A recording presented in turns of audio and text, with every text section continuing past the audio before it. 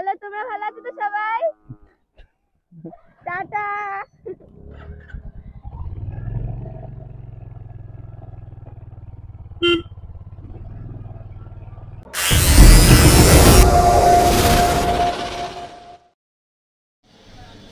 Hello বন্ধুরা, welcome to my YouTube channel. আজকে আমরা বেরিয়ে পড়েছি মেদিনীপুর থেকে কলকাতা।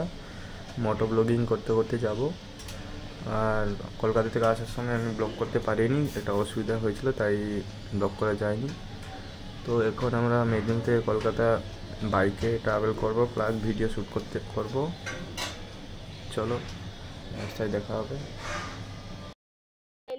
মোবাইল দুটো ফোনে চার্জার আছে, ইয়ারবাডস আছে, ব্যাগ আছে। আচ্ছা দেখি ফোনটা করে ইয়েরটা চার্জে বসিয়ে দিলু, হেডফোন নাকি? নিয়ে সব নিয়ে সচ্ছ এটা কি করছিস? ঠিক করে দিচ্ছি। আর মুখে ছুটু বের করে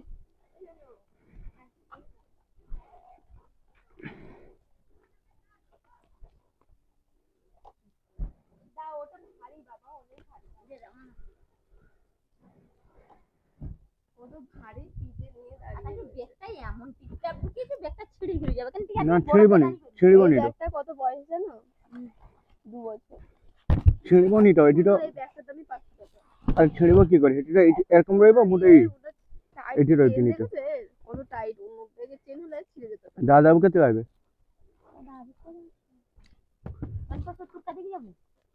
এখান থেকে আমার 20 টাকা বার করে। এই তুই 10 টাকা নেবো, তো দাদা 10 টাকা নেবো, নাও নাও নাও, বুঝলো? তো দাদা 10 টাকা নেবো, ওটা শুনতে পাই। ও দি নাও তাহলে, উঠে যাও একেবারে। যাও, সাবধান যাবে, পৌঁছালে ফোন করবে। আর দুটো খুলে গেল কেন? ফিতে লাগানো জুতো এটা আমি এবার থেকে জুতো পরে আসবো, আমি না যেমন তেমন চলে। আরে এটা জুতা না তো, এটা একটা প্লাস্টিকের জুতো আছে, জুতো ফুটো চুড়িদার থেকে ইয়ের মতন ফুটগুলা। চলো আউছে। এই দেখো আমার পেট। দাঁড়াও দাঁড়াও, গাড়ি চাললে ঠিক হয়ে যাবে। আউছে। সাবধান সাবধান যাবো। হ্যাঁ, ওখানে ফোন করবি তো। দেখো এই পুঁইশাক গাছগুলো আমাদের চালে হতো এরকম, পুরো এরকম। কাটি চলে গেছে তো, কাটি চলে গেছে, ওখানে ঢুকে গেল। হ্যাঁ, 3 দিন হয়ে গেল। আউছে আউছে আউছে। ফোন কানাই করবে না, সে কোন মাসে একদম কানি করবে, 2-3 দিন মধ্যে চলে যাবে। এলাম দি। টাটা। এখান থেকে আমরা সোজা যাব দাঁতন থেকে মেন রোড ধরবো। আর আমরা অনেক দিন পরে দিদির বাড়ি এসেছিলাম আবার বাইক নিয়ে। তো আসার সময় তো ব্লগ বানাতে পারিনি, বললাম। এবার যাওয়ার সময় মোটো ব্লগিং করবো, কিন্তু পুরো ব্লগিং শ্যুট করতে পারবো না, কারণ 200 কিলোমিটার রাস্তা। তো এত দূর যাওয়া ব্লগিং শ্যুট করা সম্ভব হবে না, সেই জন্য আমরা স্কিপ করে করে ব্লগিং শ্যুট করে করে নিয়ে যাব। তো এখন আমরা বেরিয়ে পড়েছি গলির মধ্যে দিয়ে। গ্রামের গলিগুলো কত সুন্দর, আশেপাশে গলি, মাঝখান থেকে একটা রাস্তা, কত সুন্দর লাগে। আর গ্রামের যে নেচার, এত সুন্দর ভিউ, তো দেখতেই পাচ্ছেন তোমরা। তো আমরা বাড়ি থেকে বেরিয়েছিলাম, জামাইবাবুর সঙ্গে দেখা হইলো না। তো এখানে দেখি জামাইবাবু আসছে, তো এখানে একটু দাঁড়িয়ে কথা বলে নিলাম।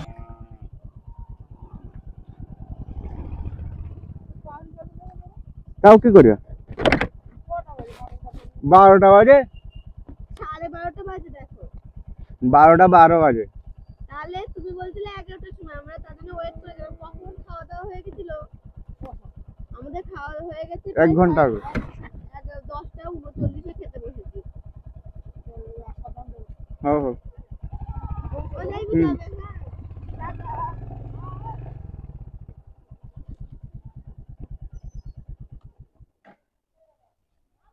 হ্যাঁ হ্যাঁ ভালো। হ্যাঁ ভালো, তোমরা ভালো আছো তো সবাই? টাটা। তোমরা ভাবছো মাঠের দিকে তাকিয়ে আমরা কাদের সঙ্গে কথা বলছি, আসলে ওখানে একজন আমাদের আত্মীয় থাকে, তো ওনাদের সঙ্গে দেখা হয়নি। তো যাওয়ার সময় ওনারা আমাদেরকে যাওয়া দেখে পিছন থেকে ডাক দিল, তো আমরা দাঁড়িয়ে একটু, বেশি তো কথা বলতে পারলাম না দূর থেকে, তো টাটা করে আমরা চললাম।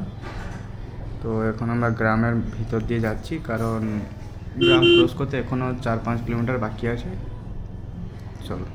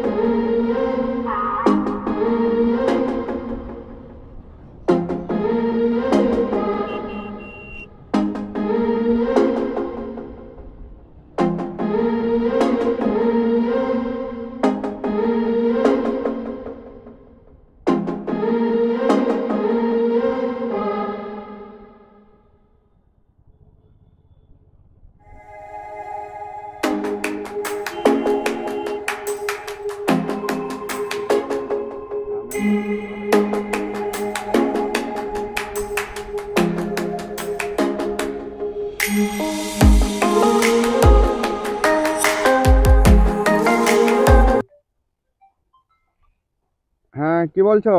হ্যাঁ, গ্যাস শেষ হয়ে গেছে।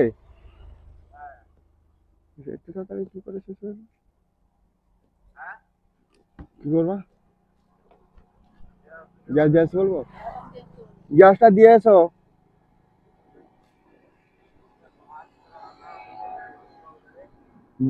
কি ভাত রান্না হয়ে গেছে? তো গ্যাসটা দিয়ে এসো। আর কি করবে? ভাত তো রান্না হয়ে গেছে, তো আর কি করা যায়? তা আলুর ডিম আছে না? কাকিমাকে বলে নিচে গিয়ে ডিম ভাজাটা করে নাও। বলো গ্যাসটা শেষ হয়েছে, জামাইবাবু তো বাড়ি নেই, ওখানে ডিম ভাজাটা করে নাও। হ্যাঁ, আমি আরো যে শুনতে পাই, বলো বলো।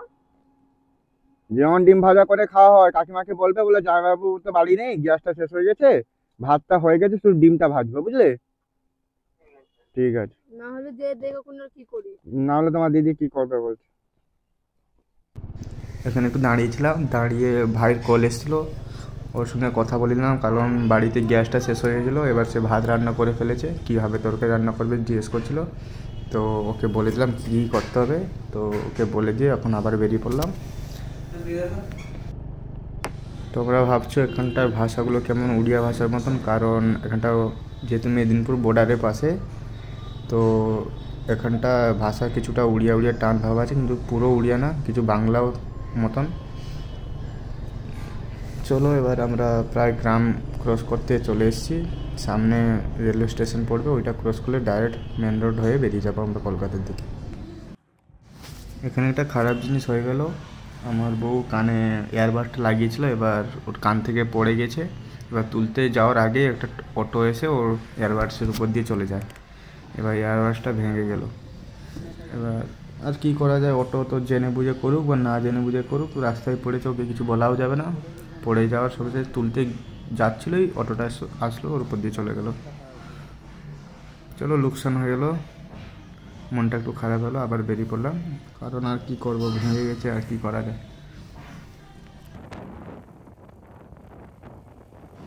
একটু মন খারাপ হলো, কারণ অনেক দিন ধরে ওকে ব্যবহার করছিলাম, প্রায় 1.5 বছর ধরে, কোনো সমস্যা হয়নি, আর আজকে পড়েইতে ভেঙে গেল। চলো যা হয়েছে হয়েছে, আর কি করা যায়। যাকে বেশি যত্ন করে রাখবে ওই জিনিসটাই আগে চলে যাবে, জিনিস হোক বা মানুষ হোক। আমরা প্রায় পৌঁছে গেছি রেলওয়ে স্টেশনের দিকে, কারণ ওইখানটা রেলগেটটা ক্রস করলেই আমরা মেন রোডে উঠবো। চলো আমরা রেলগেটে পৌঁছে গেছি, এই দেখো রেল যাচ্ছে। এবারে এটা ক্রস করলে একটু সামনে গেলেই এনএইচ পড়বে, আর এনএইচ ধরে একটাই রুট ডাইরেক্ট কলকাতা। তো চলো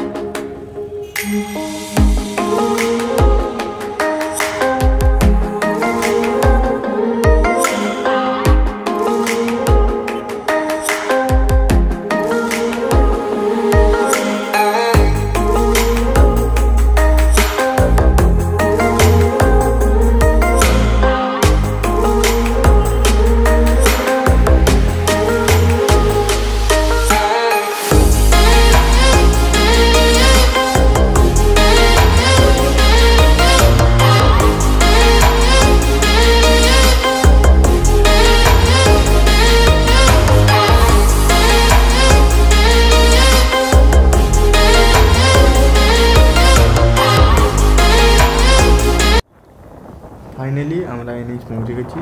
এবারে এখান থেকে আরও 170 কিলোমিটার ট্রাভেল করতে হবে। আর গ্রামের এত সুন্দর প্রকৃতি ভিউকে মিস করব। আবার কলকাতায় সেই পলিউশন, সেই গাড়ির আওয়াজ 24 ঘন্টা, রাস্তা বেরোলে জাম।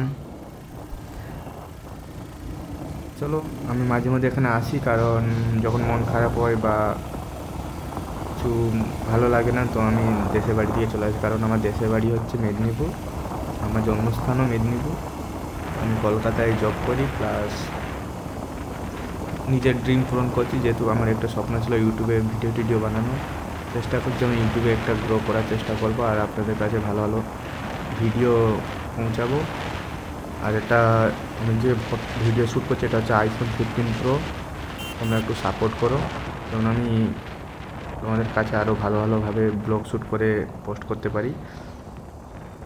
তো তোমরা যদি সাপোর্ট না করো, কোনো সাপোর্টের ছাড়া কোনো ইউটিউবার গ্রো করতে পারে না। তো যেহেতু তোমরা জানো, তোমরা সাপোর্ট করলে আমি আমার স্বপ্নটা পূরণ করতে পারবো। চলো তোমাদেরকে আমার ট্রাভেল দেখাচ্ছি, কারণ এটা বেশি বড় ট্রাভেল করবো না, কারণ আইফোনে আমার চার্জ কম আছে। আর 200 কিলোমিটার ট্রাভেল করলে, এখন তো জানো আইফোনের ব্যাটারি ব্যাকআপ কতটুকু দেয়। আর এত দূর ব্লগ করবো না, আমি কালীঘাট অবধি ব্লগ শ্যুট করবো, ওইখানটায় আমি স্টপ করবো।